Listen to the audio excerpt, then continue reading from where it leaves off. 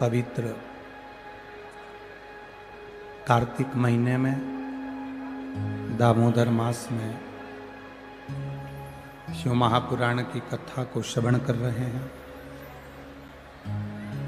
और भगवान शिव की अविरल भक्ति को प्राप्त कर रहे हैं। बड़े भाग्यशाली हैं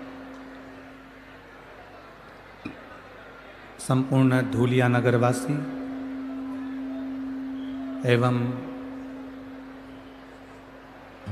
अपने अपने क्षेत्र से कथा मंडप में पधारे सभी श्रोता भाई बहन। कथा के मुख्य यजमान के रूप में श्री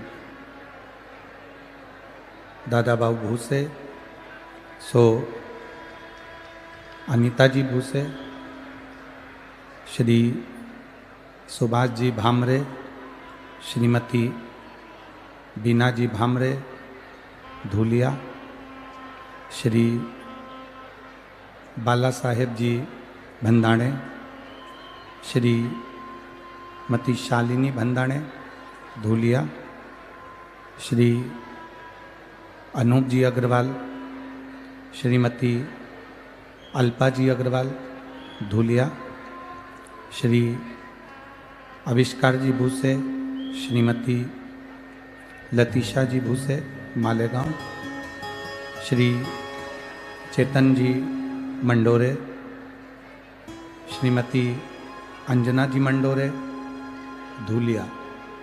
एक बार सभी यजमान परिवार के लिए जोरदार ताली बजाकर स्वागत वंदन अभिनंदन। जिन्होंने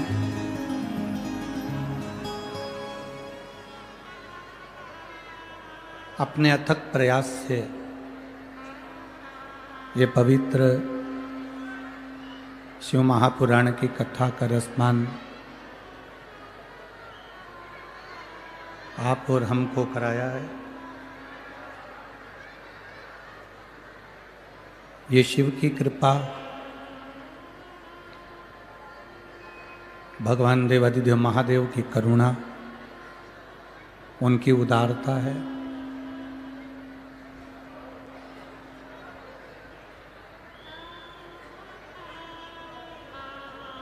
एक तो कार्तिक का महीना,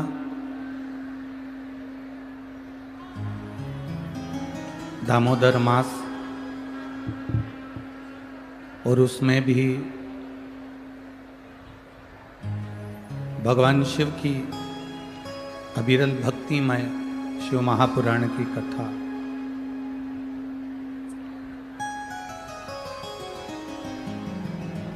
शिव कथा कहती है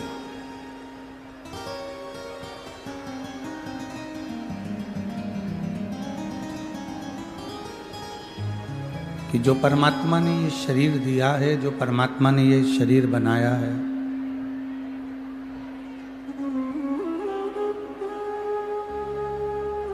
और जो ये शरीर भगवान देवादिदेव महादेव ने हमको प्रदान किया है,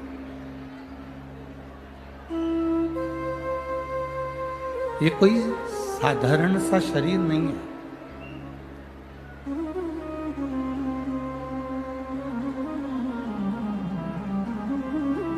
83,99,999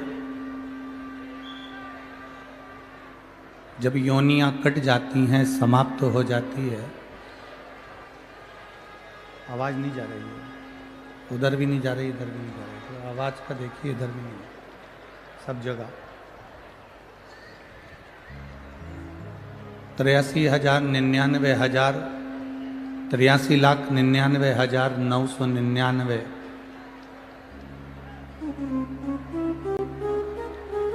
जब हमारी योनियां कट जाती हैं,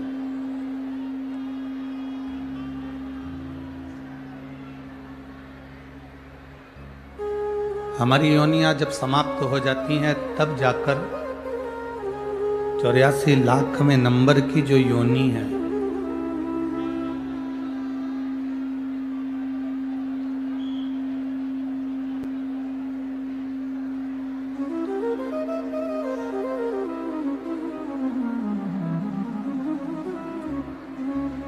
तब जाकर 84 लाखवें नंबर की जो योनि है वो मानव की देह है, मनुष्य का शरीर है।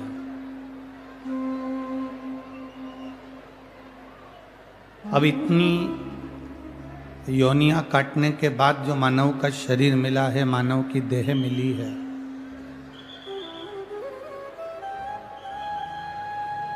वो व्यर्थ गमाने के लिए नहीं मिली।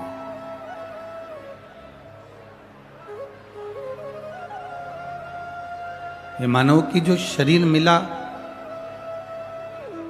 83,99,999 योनियां काटने के बाद जो मानव का शरीर मिला वो व्यर्थ गंवाने का नहीं।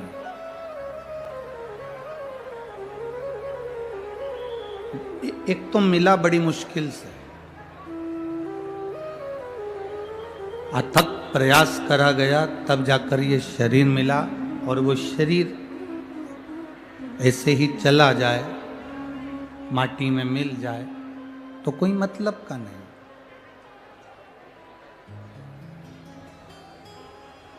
शिव कथा कहती है, बाबा देवादिदेव महादेव का संवाद करता है, शिव महापुराण की कथा कर रही है, भगवान शंकर का चरित्र कह रहा है।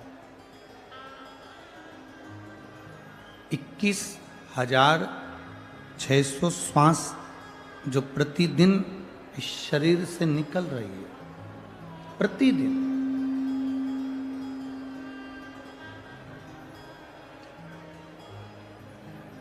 उस 21,600 श्वास जो प्रतिदिन शरीर से निकल रही है, प्रतिदिन शरीर से आना जाना कर रही है, उस 21,600 श्वास में से कुछ श्वासें 21,600 श्वास में से कुछ श्वास ऐसी होना चाहिए जो भगवत भजन की हो।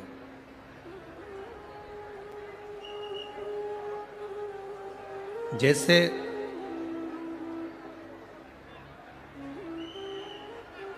घर में जो बुजुर्ग माँ होती है, घर में जो बूढ़ी माँ होती है, जो सास होती है, कुछ रकम कुछ जेवर वो बनाती है तो ऐसे बनाती है कि वो बात तक काम आ जाए।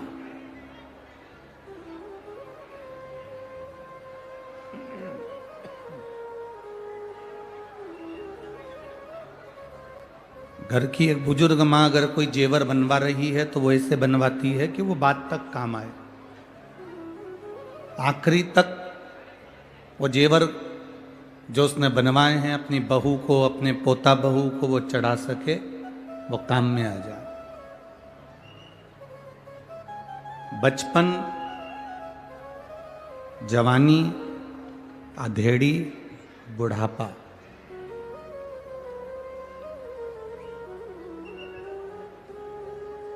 शिव महापुराण एक बड़ी सुंदर बात कहती है कि बचपन में जो आपने भजन किया, बचपन में जो आपने देवादिदेव महादेव को एक लोटा जल समर्पित किया, बचपन में जो आप भगवान शंकर के मंदिर तक गए हो, जवानी में जो आपने भगवान शंकर का भजन किया है, जवानी में जो आप शिव के मंदिर तक गए हो,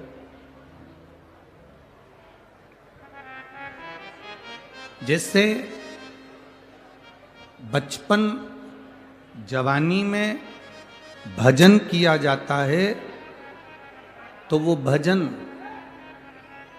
बचपन जवानी में एक लोटा जल अगर शिव जी को समर्पित किया जाता है तो वो एक लोटा जल बचपन जवानी में जो तुमने भगवत नाम का कीर्तन करा, राम नाम, कृष्ण नाम, शिव नाम, विठ्ठल, पांडुरंगा, हरि विठ्ठल, जो तुमने भजा है, भगवान का जो भजन किया,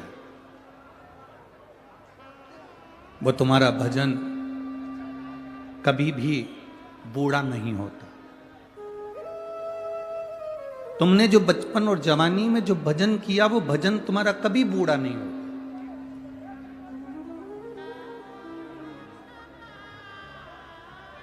30 वर्ष की अवस्था में, 35 वर्ष की अवस्था में, 40 वर्ष की अवस्था में, 45 वर्ष की अवस्था में, जो तुमने कमाया है, जो तुमने मेहनत करी है, 30, 35, 40 वर्ष की अवस्था में जो तुमने कमाया, जो तुमने मेहनत करी, तुम्हारी मेहनत का जो धन होगा, तुम्हारी मेहनत की जो प्रॉपर्टी होगी, तुम्हारी मेहनत का जो प्लाट होगा, तुम्हारी मेहनत की जो जमीन होगी, वो जमीन, वो धन, वो संपदा, वो प्रॉपर्टी, तुम बूढ़े भी हो जाओगे ना, तो जो तुमने 30 वर्ष की अवस्था से लेकर 45 वर्ष की अवस्था में, 50 वर्ष की अवस्था में जो तुमने कमाया है, ये प्रॉपर्टी, ये धन तुम्हारा बुढ़ापे तक तुम्हारा साथ देता है। जो तुमने 30 वर्ष की अवस्था में,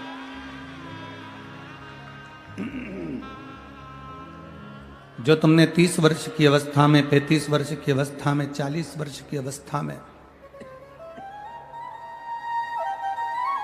जो तुमने कमाया, वो तुम्हारा बुढ़ापे तक, आखिरी की श्वास तक तुम्हारा साथ देता है, आखिरी श्वास तक।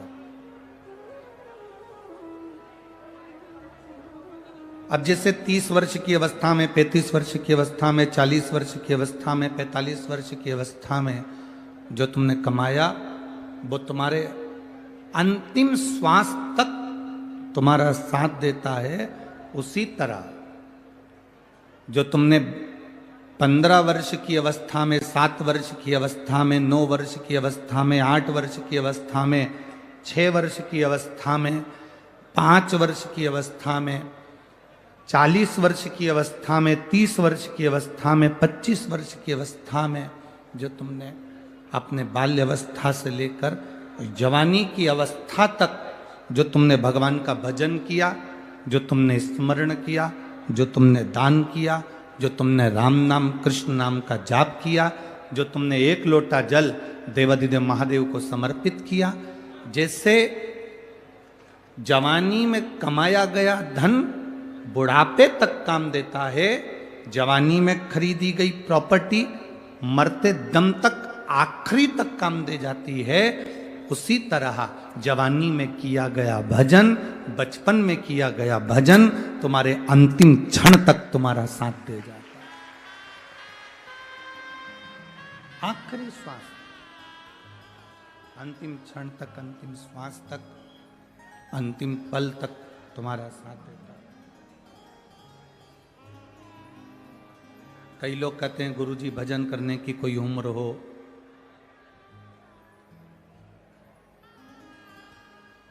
भजन करने की कोई उम्र होती है? जब तुम्हारा मन कर जाए,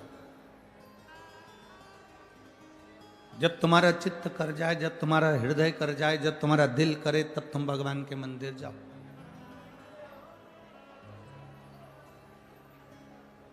कई माताएं कहती हैं मैं रोज सवेरे 10 बजे भगवान शंकर, आवाज पकड़ रहा है,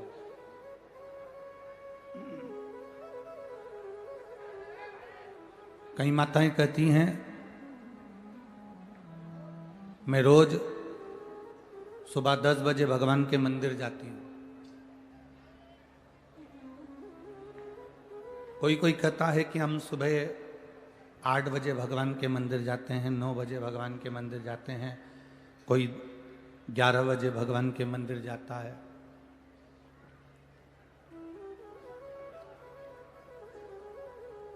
और कई माताएं कहती हैं हम 10 बजे नहीं जा पाए तो फिर हम मंदिर नहीं जा पाते। शिव महापुराण की कथा में एक बड़ी सुंदर बात लिखी है, अगर आपने स्मरण करा हो, उमा खंड को अगर पढ़ा हो, तो पार्वती खंड में, उमा खंड में एक बात आती है, बड़ी सुंदर आती है। रोज 10 बजे तुम मंदिर जाते हो, रोज 9 बजे तुम मंदिर जाते हो, रोज 11 बजे तुम मंदिर जाते हो, रोज सवेरे 8 बजे मंदिर जाते हो। पार्वती खंड कहता है, उमा खंड कहता है, कभी कभी हफ्ते 2 हफ्ते में अपना समय बदल कर भगवान के मंदिर जाया करो। हफ्ते 2 हफ्ते में ऐसा समय निकालो कि हमें अपना समय चेंज करना है, अपना समय बदलना। क्या होगा उससे? जो दुकान जाने वाले हैं उन दुकान जाने वालों से हम निवेदन करेंगे, जो ऑफिस जाने वाले हैं वो ऑफिस जाने वालों से निवेदन करेंगे, जो कहीं ना कहीं किसी ना किसी जगह पर नौकरी करते हो, धंधा करते हो, बिजनेस करते हो, काम करते हो, फैक्ट्री जाते हो, कार्य करते हो, तुम्हारा जाने का समय 10 बजे है। कभी प्रयास कर कर सुबह 9 बजे चले जाओ, कभी प्रयास कर कर 10:30 बजे चले गए, कभी प्रयास कर कर आगे पीछे थोड़ा सा समय हफ्ते में 1-2 बार जाकर देखना। अगर आप रोज 10 बजे दुकान पर जाते हो तो कभी एक प्रयास करना कि आज मैं सवेरे 9 बजे दुकान पर जाकर देखूं आखिर होता क्या है। सवेरे 9 बजे फैक्ट्री का मालिक ये विचार करे मैं रोज 12 बजे फैक्ट्री पर जाता हूं, फैक्ट्री का मालिक 12 बजे फैक्ट्री पर पहुंचता है। कभी फैक्ट्री का मालिक अगर 12 बजे की जगह 10 बजे 9 बजे फैक्ट्री पर जाकर खड़ा हो जाए। अपने व्यापार को जो तुम 1 बजे देखते हो, 2 बजे देखते हो, कभी समय चेंज कर कर सुबह 11 बजे पहुंच गए, कभी 10 बजे पहुंच गए। जब वहां जाकर पहुंचोगे तब तुम्हें अंदाजा लगेगा कि वहां तुम्हारे नहीं रहने पर या तुम समय पर जाते हो उस समय तो सब कुछ अच्छा मिलता है, पर जब तुम समय से हटकर जाते हो तो तुम्हें अंदाजा लगेगा कि जो तुम देखोगे कि मेरा कितना घाटा हो रहा है या मेरा कितना फायदा हो रहा है वो तुम्हें सम्मुख में नजर आएगा, वो तुम्हें सामने दिखेगा।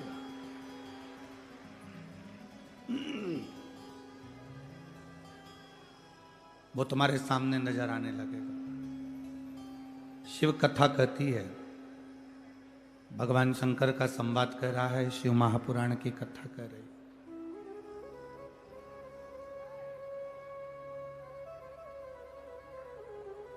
रोज 10 बजे मंदिर जाते हो, रोज 11 बजे मंदिर जाते हो, कभी कभी समय बदल दो। हफ्ते में, 2 हफ्ते में, 15 दिन में, महीने भर में समय चेंज कर दो। क्यों? तो तुम्हें महसूस होगा, तुम्हें लगेगा कि आज मैंने समय बदला, समय चेंज करा, समय थोड़ा बदला है, तो मैं जल्दी महादेव के पास अगर पहुंच गई हूं या मैं कुछ देरी से देवाधिदेव महादेव के पास पहुंच गई हूं तो तुम्हें महसूस होगा कि कहीं ना कहीं महादेव की कृपा तुम पर बरसी जरूर है।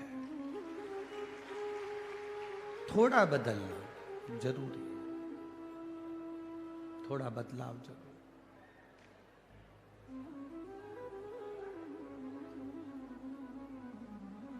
जाओ शिव के मंदिर, रोज जाओ, भगवान के दरवाजे पर रोज पहुंचो,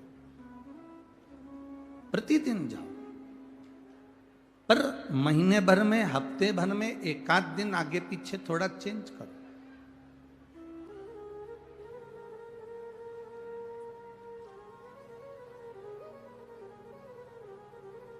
रोज देवाधिदेव महादेव को जल चढ़ाते हो, प्रतिदिन भगवान शंकर को जल चढ़ाने के लिए जाते हो, कभी कभी थोड़ा सा बदलाव कर कर देखिए, थोड़ा सा बदलाव। एक दिन महादेव को जल चढ़ाने के लिए गए, हो सकता है कभी कभी तुम्हारे साथ भी होता हो कि आज लोटा भूल गए, जल भूल गए या कोई बेलपत्र भूल गए, तो फिर करना क्या है? आज अगर हम पात्र लेकर नहीं आए, जल लेकर नहीं आए, लोटा लेकर नहीं आए, मंदिर में नहीं पहुंचे हैं या कोई सामग्री लेकर नहीं आए हैं, तो उस समय पर, उस जगह पर फिर आप प्रयास करना कि जो मंदिर में सेवा मिल जाए, कोई सफाई करने का मौका मिल जाए, झाड़ू लगाने का मौका मिल जाए, बुआरी काटने का मौका मिल जाए, कुछ रंगोली डालने का मौका मिल जाए, तो उसको करने का प्रयास करिए, फिर उसको करें, उसका फल आपको मिलेगा। भरता उसने धारण कर ली। आज के जमाने में मकान बनाना कठिन नहीं है, आज के जमाने में गाड़ी लाना कठिन नहीं है, आज के जमाने में सेठ बनना, अमीर बनना कठिन नहीं है। पहले कुछ लोग होते थे जिनके पास में 1-2 लाख रुपए होते थे, लोग उनको लखपति कहते थे। लोग उनको करोड़पति कहते थे। आज इतने पंडाल में जितने बैठे हो ना, जितने इस पंडाल में बैठे हो, मेरे महादेव पर भरोसा रख कर कहता हूं कि आप में से कोई कंगाल नहीं, सब लखपति हो। किसी के पास में 1 लाख होगा, किसी के पास में 50,000 से ऊपर होगा। लखपति बनने का आज के जमाने में पैसा कमाना कठिन नहीं है, अमीर बनना कठिन नहीं है, बंगला बनाना कठिन नहीं है, दुकान बनाना कठिन नहीं है, कमाई करना कठिन नहीं है। आज के जमाने में गाड़ी लाना कठिन नहीं है, दुकान बनाना कठिन नहीं है, पर आज के जमाने में दुनिया की सबसे कठिन चीज एक है, अपने बच्चों को संस्कारित बनाना।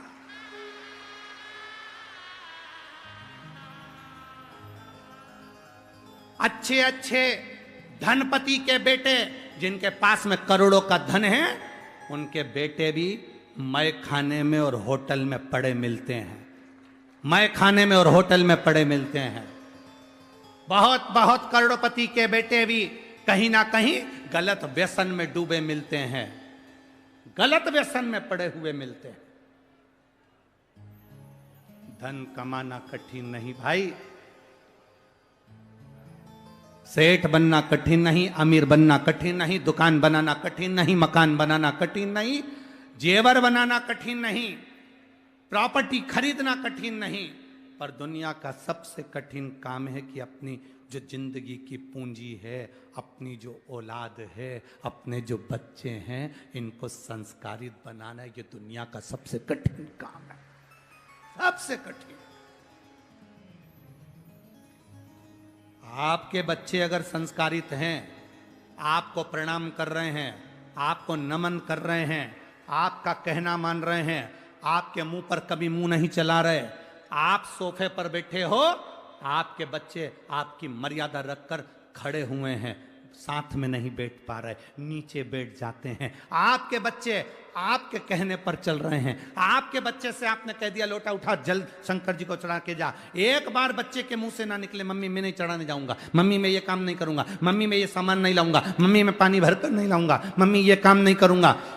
अगर आपके बच्चे आपके कहने पर चल रहे हैं, आपके बच्चे आपका कहना मान रहे हैं, आपके बच्चे अगर संस्कारित हैं, तो दुनिया के सबसे बड़े अमीर अरबपति आप हैं। दुनिया के सबसे बड़े अमीर अरबपति आप हैं। और अगर आपके बच्चे आपके विपरीत में चल रहे हैं, बच्चों से कहा गलत जगह मत जाओ, नहीं मानते, गलत संगत में मत पड़ो, नहीं मानते, बच्चे सुनते नहीं हैं, भाई बहुत कठिन है, बहुत कठिन।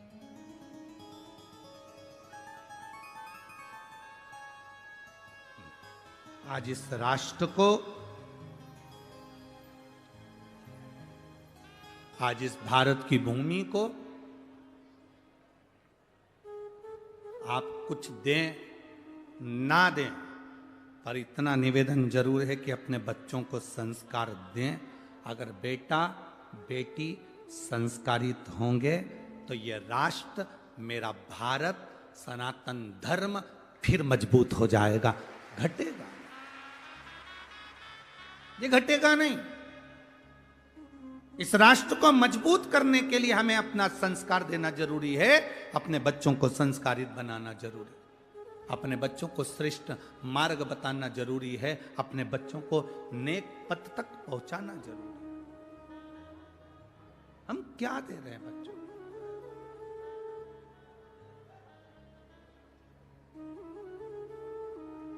हम एक पत्र लाना भूल गए, जहां हम चेतन जी मंडोरा जी के यहाँ हम रुके हुए हैं। तो जिस कक्ष में हम रुके हुए हैं, उस कक्ष में वो पत्र रखा हुआ है। एक माँ ने उस पत्र में लिखा, अगर वो यहाँ बैठी हो तो खड़ी हो सकती है। उस पत्र में उसने लिखा, मेरा पति कभी भगवान को नहीं मानता था,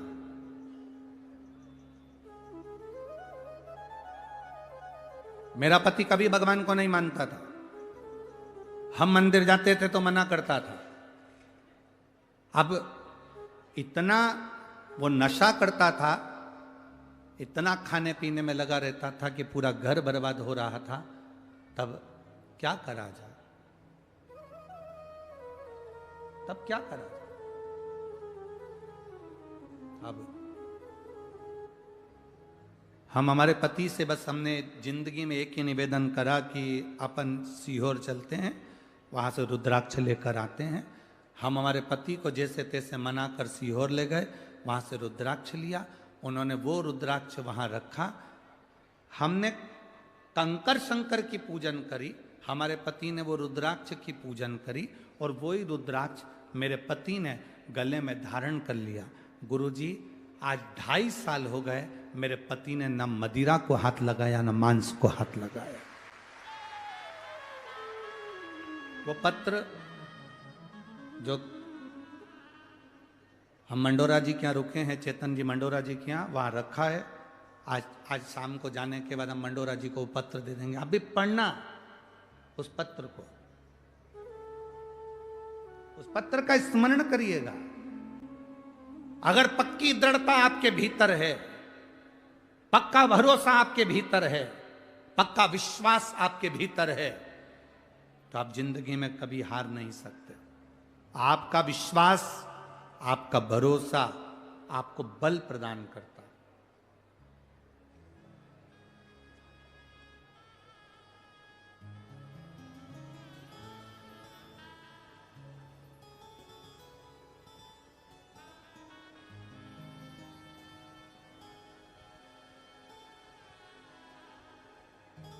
ये दादा बाबू भूसे जी ने जो कथा मालेगांव में कराई थी, वो कथा, परभणी वाले सांसद जी ने जो कथा कराई थी वहाँ की कथा, ये धूलिया की कथा, आकोला की कथा, और भी जहाँ जहाँ कथा आप लोग अगर टीवी पर देखते होंगे, तो हमारे यहाँ पर माइक पर आशीष जी कभी ज़्यादा नाम नहीं बोलते कि यह माल्यार्पण करने आएंगे, वो माल्यार्पण करने आएंगे। थोड़े बहुत नाम 2, 4, 8 जो रहते हैं वो मूल बोल देते।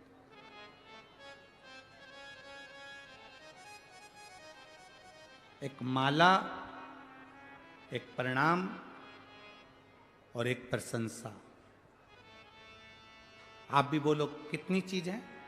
3। पहली, जम के बोलो जरा, माला। दूसरा, प्रणाम, प्रणाम करना, नमन करना। और तीसरा, प्रशंसा।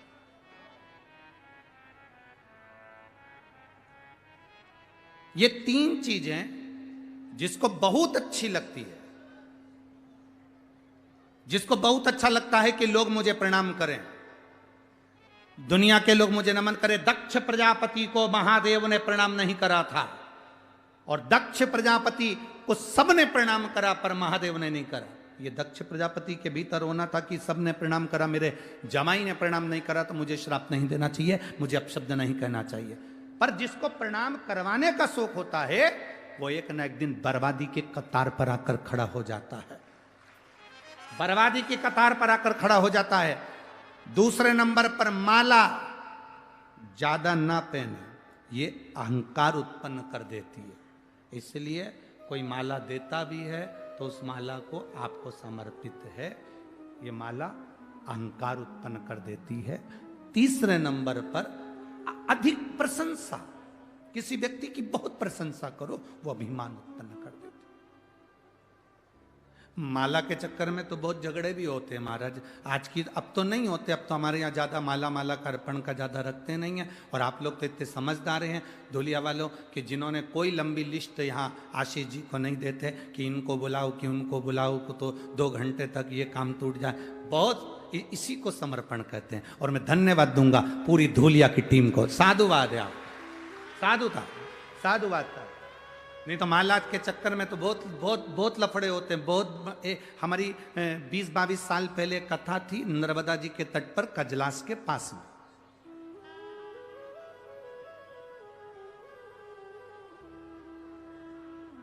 अब नर्मदा जी के तट पर कथा, नहीं तो ताप्ती में छोड़ी आते ले जाओ। अब माला, प्रणाम और प्रशंसा, इन 3 से बच लो। इन तीन से जितना बच सकते हो बचो, जितना बचोगे उतना सुख पाओगे, जितना बचो। और माला से अगर प्रेम करना है तो फूल की माला से प्रेम मत करो, अगर माला से प्रेम करना है तो रुद्राक्ष और तुलसी की माला से प्रेम करो। जिसने रुद्राक्ष और तुलसी की माला से स्नेह कर लिया, जिसने रुद्राक्ष और तुलसी की माला को अपने हृदय में धारण कर लिया, वो जिंदगी में परमात्मा को अपने करीब में लेकर आए।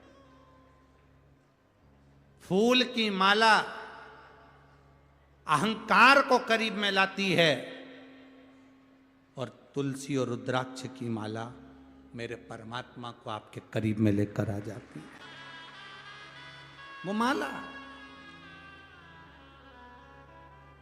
इस चित्त वृत्ति को परमात्मा में जिसने लगाया उसकी जिंदगी सार्थक हुई। कल कथा चल रही थी, कथा में अपन श्रवण कर रहे थे, लक्ष्मी जी का मन भगवान नारायण की बात में नहीं आया। लक्ष्मी जी का मन जो अश्वमेध यज्ञ का अश्व कुछ देर के लिए जो बैकुंठ में आया था, स्वर्ग में आया था, उस अश्वमेध यज्ञ के अश्व को लक्ष्मी जी देख रही थी।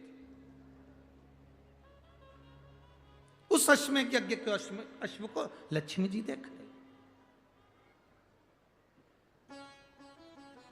भगवान नारायण के नेत्र खुले और नेत्र खुलते से भगवान नारायण ने देखा कि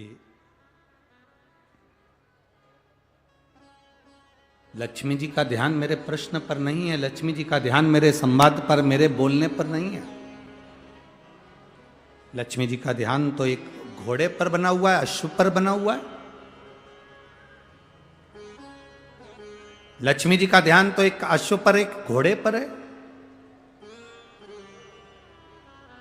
आप कथा में बैठे हो,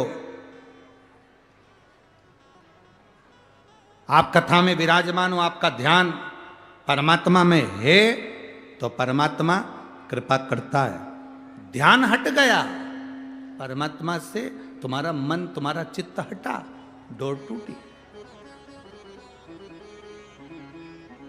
यहां इतने लोग आए हैं कथा सुनने के लिए। आज पंडाल फिर बढ़ाए गए, पीछे और पंडाल लगाए गए, साइड में भी बढ़ाए हैं, उधर भी बढ़ाए हैं। पर पंडाल बढ़ाने वाला भी कितना बढ़ाए, रोज बढ़ाता है, उससे ज्यादा तो तुम आ जाते हो।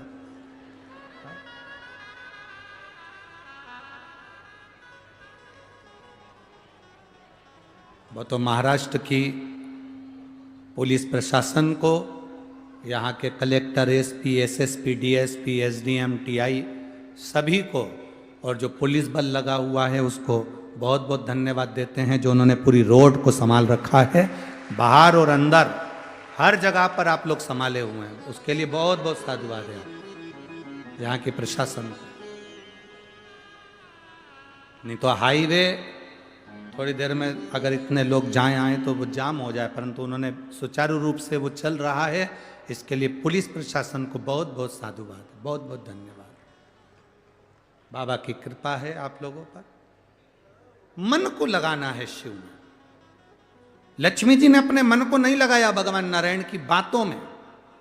जिसने श्रेष्ठता से, मन से, हृदय से, चित्त से शिव महापुराण की कथा को अपने अंदर उतार लिया, उसकी जिंदगी सार्थक हो गई। जो उतारने के बाद भी अपने जीवन को दोहरी जिंदगी में जीता है, वो फिर नष्ट हो गया। दोहरी जिंदगी किसको कहते हैं थोड़ा समझिएगा।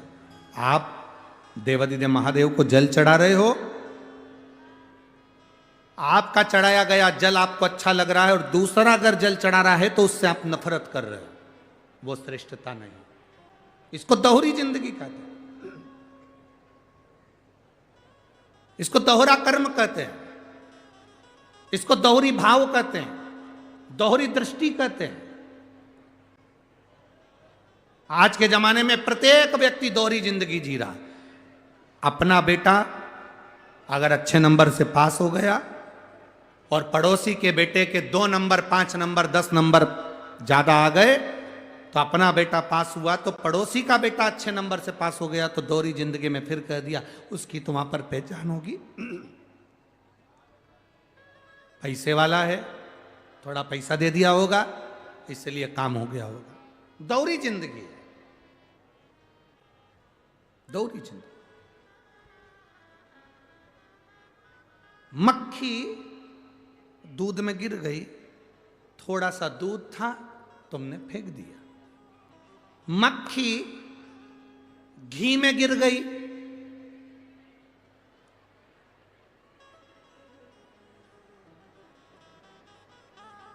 धुलिया वालों 5 किलो घी में मक्खी गिर जाए फेंक दोगे? नहीं, मक्खी को फेंक दोगे पर घी को। है ना दोहरी जिंदगी। दूध में गिरी, दूध फेंक दिया, पानी में गिरा, पानी फेंक दिया, खीर में गिरी, खीर फेंक दी, रबड़ी में गिरी, रबड़ी फेंक दी, हलवे में गिरी, हलवा फेंक दिया, घी में गिर गई, घी नहीं। दोहरी जिंदगी। हमारा पूरा जीवन दोहरी जिंदगी में चलता है। दोहरी जिंदगी। दामाद अच्छा मिल जाए, मेरी बेटी को साथ लेके चलता है।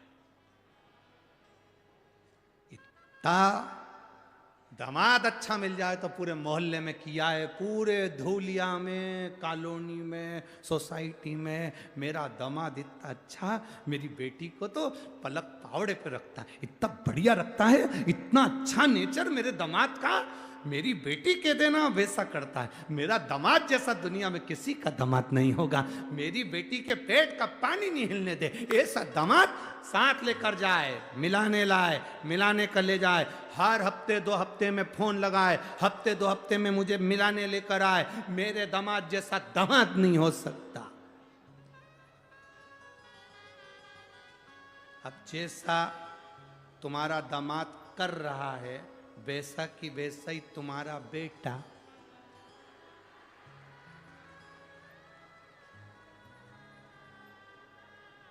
तुम्हारी बहू के साथ करे तो तुम 2-4 जगह जा करके क्या उसकी मां के यहां गई थी, जरूर कुछ करवा के लाई।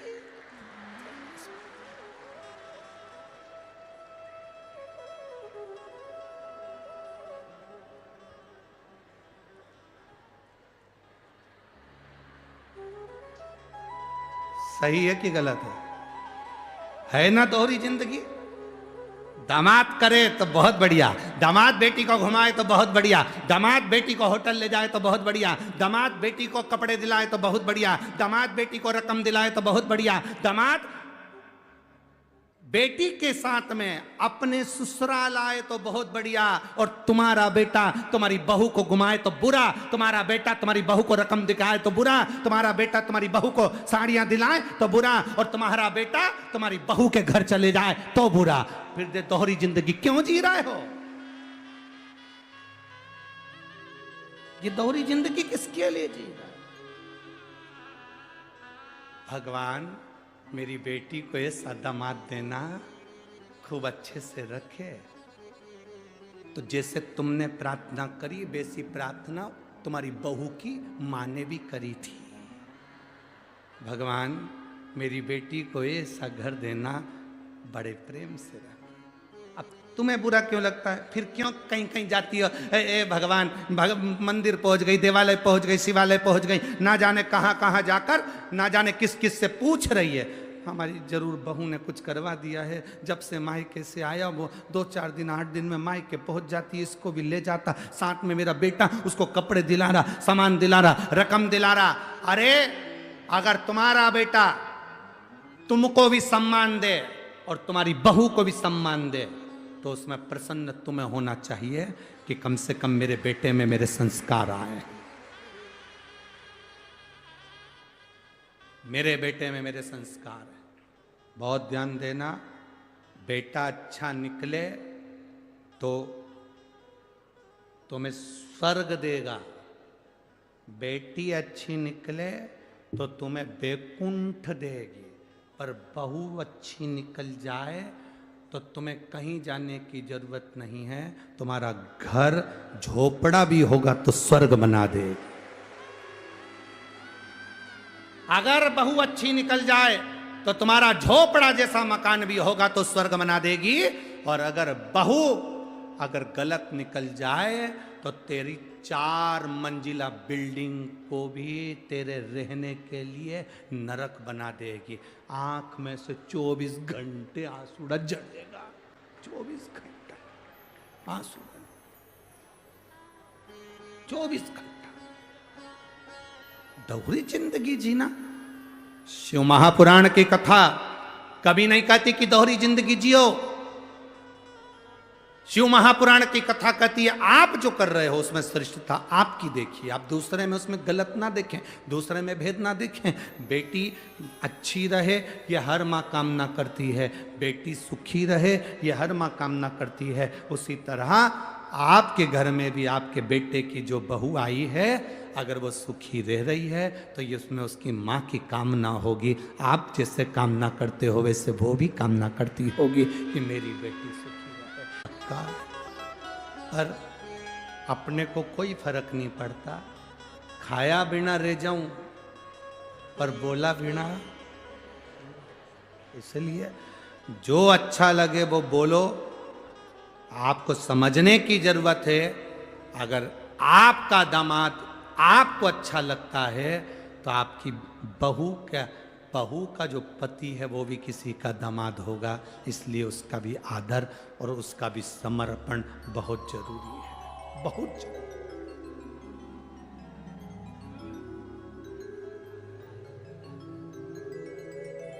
बहुत जरूरी है। महाराज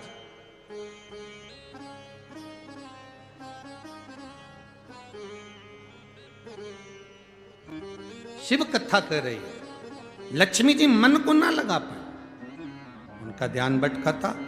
अश्व को देख रही थी, घोड़े को देख रही। जब अश्व को देख रही हैं, घोड़े को देख रही हैं, भगवान नारायण ने नेत्र खोलकर देखा तो लक्ष्मी जी क्या घोड़े पर ध्यान था, तो लक्ष्मी जी को देखकर भगवान नारायण को क्रोध आ गया और उन्होंने कह दिया लक्ष्मी मेरा श्राप है तुझे,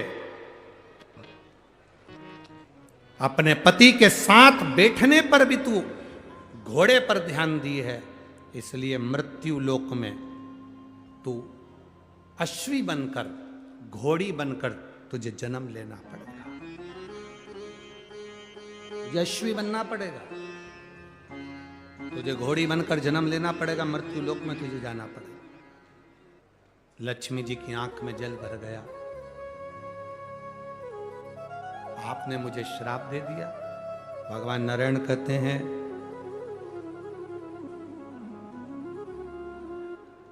पति के साथ में होने पर,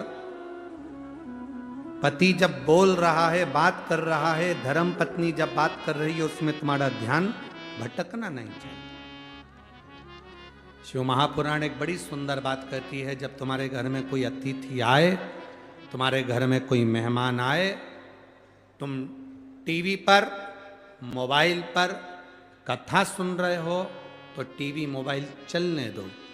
यदि तुम्हारे घर में कोई अतिथि आए, मेहमान आए और तुम टीवी पर मोबाइल पर कोई एडवर्टाइज देख रहे हो, कोई सीरियल देख रहे हो, कोई नाटक देख रहे हो, कोई न्यूज़ सुन रहे हो, तो भले टीवी बंद कर दो और अतिथि का आदर करो, सम्मान करो।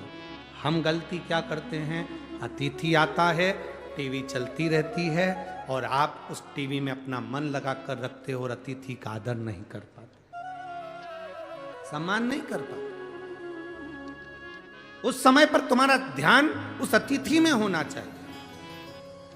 लक्ष्मी तुमने गलती करी, जब पति के साथ बैठी हो, पति के साथ रह रही हो, पति के साथ बात कर रही हो और तुम्हारा ध्यान इस अश्व में चले गया, इस घोड़े में चले गया, मैं तुम्हें श्राप देता हूं, पृथ्वी पर तुम्हें अश्वी बनकर जन्म लेना पड़ेगा, घोड़ी बनकर जन्म लेना पड़ेगा। लक्ष्मी जी हाथ जोड़कर पति के चरणों में नमन करने लगी, आप मुझे क्षमा करो। नारायण कहते हैं तुम्हें जाना पड़ेगा और आज का दिन तुम मृत्यु लोक में जाओगी, पर कल तुम्हें अश्वी बनकर जन्म लेना ही है। लक्ष्मी जी उसी समय पर वैकुंठ से, स्वर्ग से पृथ्वी पर आ गई। जब पृथ्वी पर लक्ष्मी जी आई, लक्ष्मी जी ने देखा, जैसे पृथ्वी पर आकर लक्ष्मी जी देख रही कि बहुत घोर अंधेरा है, भयंकर अंधेरा।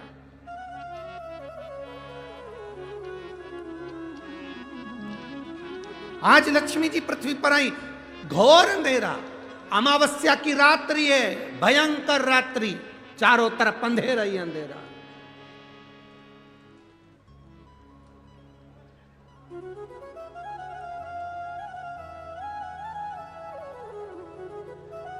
लक्ष्मी जी पृथ्वी पर आते से मृत्यु लोक में जब भ्रमण करने लगी, और भ्रमण करते करते लक्ष्मी जी ने विचार करा मैं कहां जाऊं, एक रात्रि की बात है, आज मैं इस अंधेरे में कहां जाऊंगी, रात्रि का समय था। लक्ष्मी जी भ्रमण करती हुई चारों तरफ देख रही थी, सबके दरवाजे बंद थे, सबकी खिड़कियां बंद थी, सबका द्वार बंद था, कहीं लक्ष्मी जी को जाने की जगह नहीं मिली।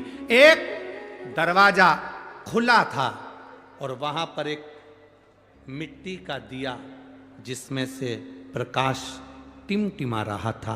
लक्ष्मी जी उस घर के अंदर प्रवेश करी। एक बूढ़ी मां बैठी कपड़े को सिल रही थी। बूढ़ी मां वस्त्र बना रही थी।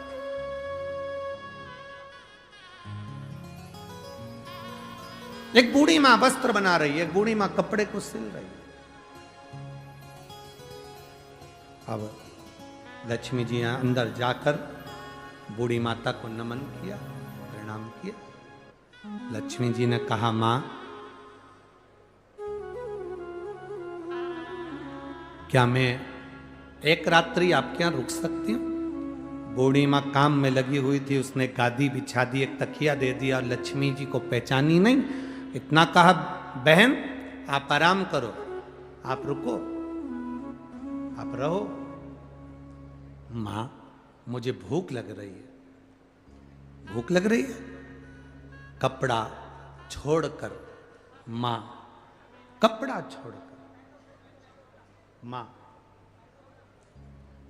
कपड़े को छोड़कर मां उस माता लक्ष्मी को पहचानी नहीं, पर एक स्त्री के लिए भोजन ढूंढने के लिए गई। पर घर इतना साधारण सा था, बड़ी गरीब परिस्थिति का था, भोजन जितना बनाया था वो समाप्त हो चुका।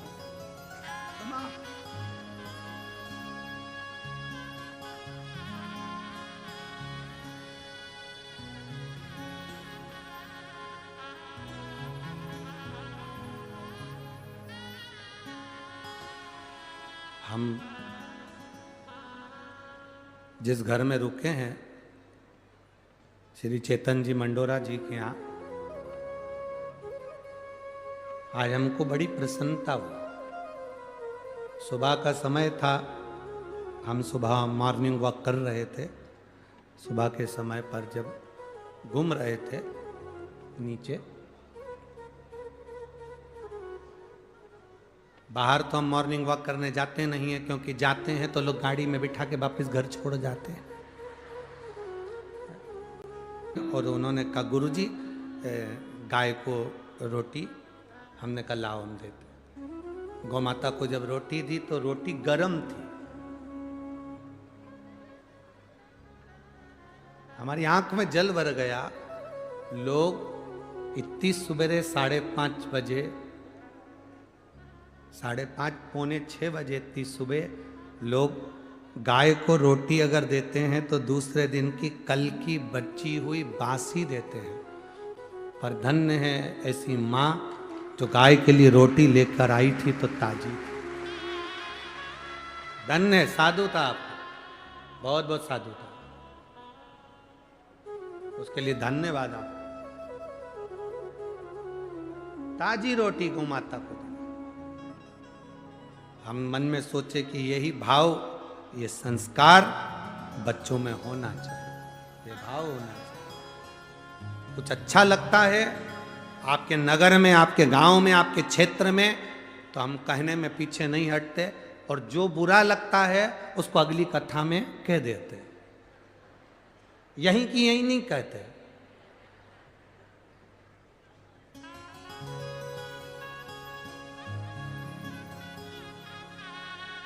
क्योंकि यहां कहेंगे तो दाना पानी तुम्हारा ही है, जो बुरा लगे सो तो अगली कथा में बोल दे, जो अच्छा लगे वो बोल दो, जो प्रेम है। तो स्नेहता, आपका वात्सल्य, क्या दूं मैं, क्या प्रदान करूं मैं, क्या दूं मैं।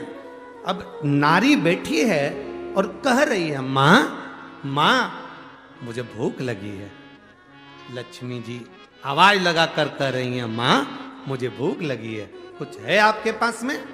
मां ने अपना घर टटोला, कुछ भी भोजन के लिए नहीं मिला, कुछ प्रसाद पवाने के लिए नहीं मिला। अब अतिथि है, अतिथि आया दरवाजे पर। अभी हमने कहा था दरवाजा किसके लिए खोलकर रखना है, लक्ष्मी के लिए दरवाजा नहीं, अतिथि के लिए, मेहमान के लिए। कोई आए तुम्हारे दरवाजे पर, उसके लिए दरवाजा खोलकर रखो। जब हम दूसरे के लिए द्वार खोलेंगे तो लक्ष्मी हमारा द्वार अपने आप खोल देगी। लक्ष्मी अपने आप द्वार खोले।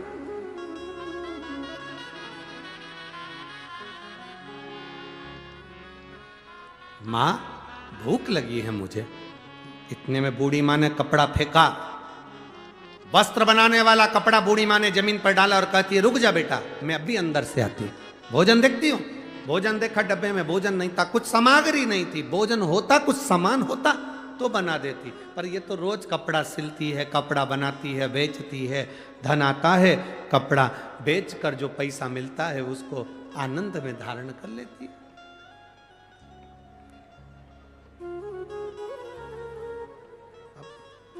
है नहीं, याद आया बूढ़ी माँ को, याद आया कि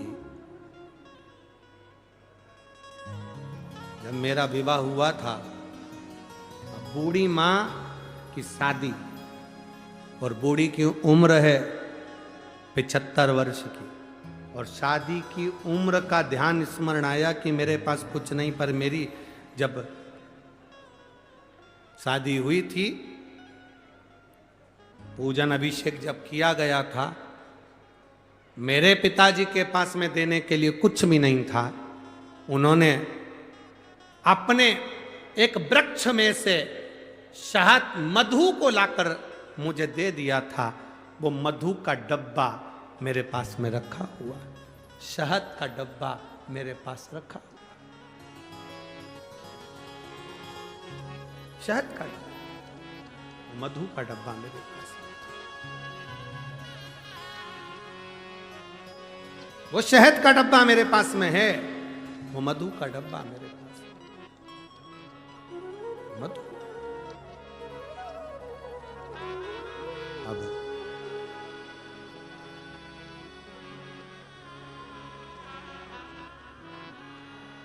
कोई तुम्हारे स्मरण में जब आए, तुम्हारी चित्त वृत्ति में, तुम्हारे स्मरण में जब कुछ आए, तो इस बात को उतार कर रखना। महालक्ष्मी शिव महापुराण की इस कथा को अपने अंदर उतार कर रखिए। 75 वर्ष की मां, 75 वर्ष की बूढ़ी मां, और 75 वर्ष की बूढ़ी मां, और उसके विवाह में जो पिता ने शहद दिया था, मधु दिया था, 75 वर्ष की।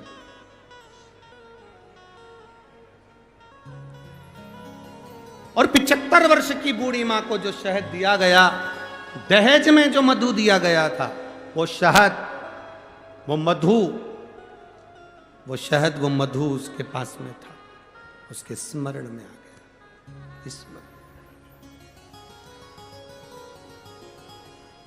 और उसके स्मरण में आया कि जो मधु है मेरे पास में,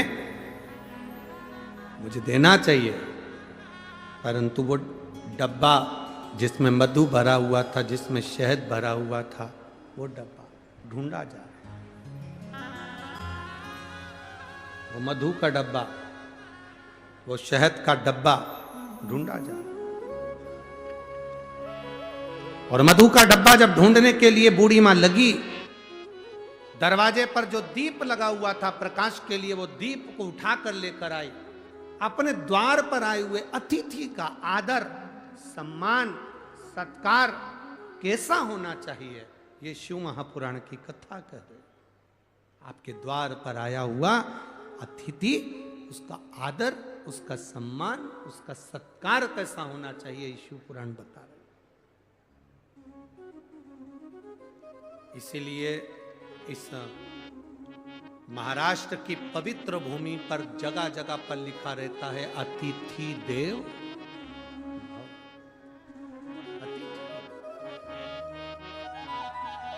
ये महाराष्ट्र की पवित्र भूमि पर जहां तुम जाओ महाराष्ट्र के अंदर जगह जगह पर लिखा मिल जाएगा अतिथि देवो।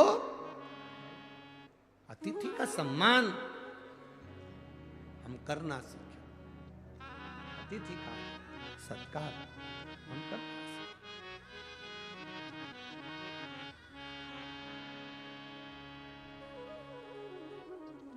देखा मधु का डब्बा, शहद की डब्बी ढूंढ रही, मिला, प्रकाश की रोशनी में देखा गया और प्रकाश की रोशनी में वो डब्बा प्राप्त हुआ। मधु निकाला, शहद निकाला और वो शहद बूढ़ी माँ माता लक्ष्मी जी के पास लेकर गई। बूढ़ी माता लक्ष्मी जी के पास लेकर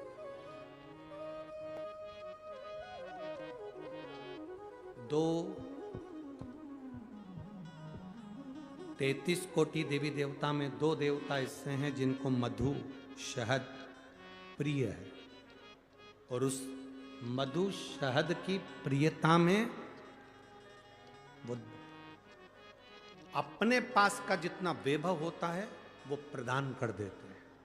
2 देव, एक देवाधिदेव महादेव, 33 कोटि देवी देवता में एक देव ऐसे हैं जिनको महा संबोधन से संबोधित किया गया। कौन है वो? जम के बोलो जरा। महादेव, जिनको महासंबोधन से संबोधित किया गया, संबोधित किया।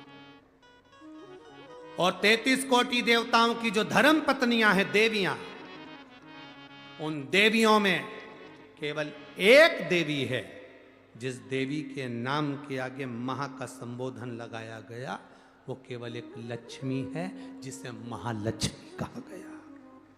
महासंबोधन, एक महादेव है और दूसरी महालक्ष्मी। बाकी के किसी देवी के आगे महा का संबोधन नहीं दिया गया।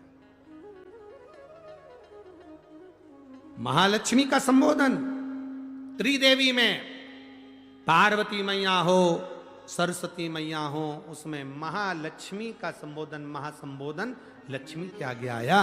और त्रिदेव में महासंबोधन देवाधिदेव महादेव के सामने आया। इसलिए इन एक महादेव और एक महालक्ष्मी, ये 2 देवता ऐसे हैं, एक देवता एक देवी ऐसी हैं जिन पर मधु का प्रयोग सुख प्रदान करता। अब दुनिया के लोगों ने कहा गुरुजी आप एक बात कह देते हो, शिव कथा कर रहे, एक देव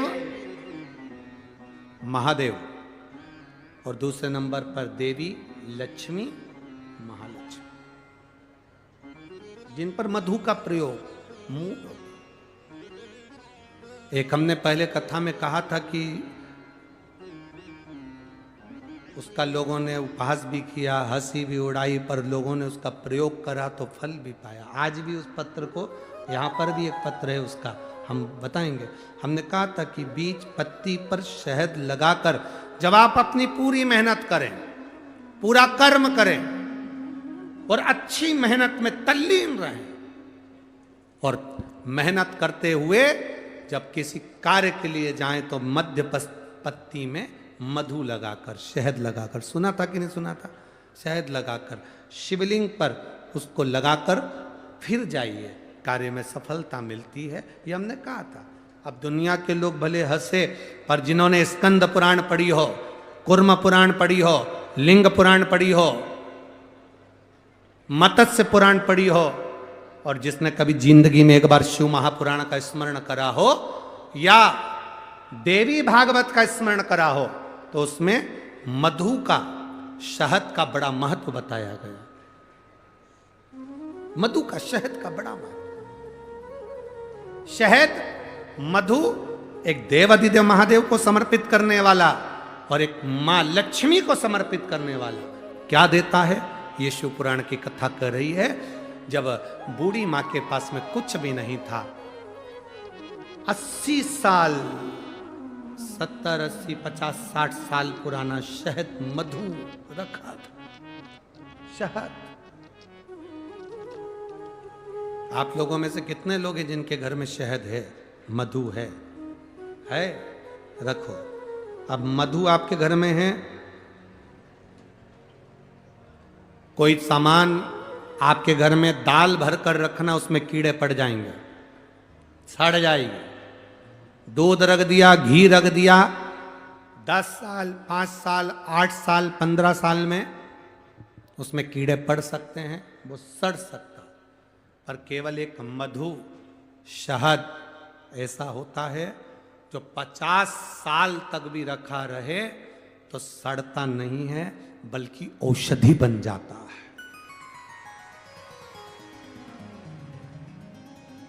शहद अगर 40 साल का भी रखा है, मधु अगर 30 साल, 50 साल का भी रखा है, तो वो औषधि का काम करता है।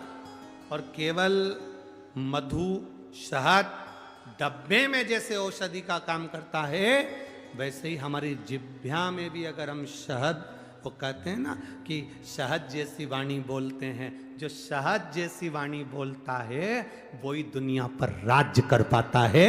जो कड़वा बोलता है वो राज्य नहीं कर पाता। शहद जैसी वाणी, तो उस मधु का बड़ा प्रयोग है, मधु की बड़ी विशेषता। एक देवाधिदेव महादेव में और एक देवियों में महालक्ष्मी, देवियों में महालक्ष्मी। कभी प्रयास करना, प्रयोग कर कर देखना।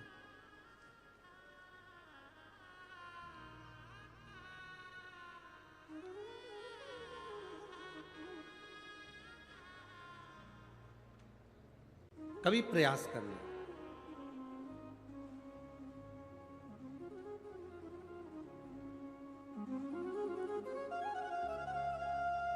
जब तुम्हें लगे जिंदगी में कि बहुत हाथ तंग चल रहा है और बहुत तकलीफ की जिंदगी चल रही, बहुत तकलीफ, बहुत कष्टमय जीवन चल रहा है,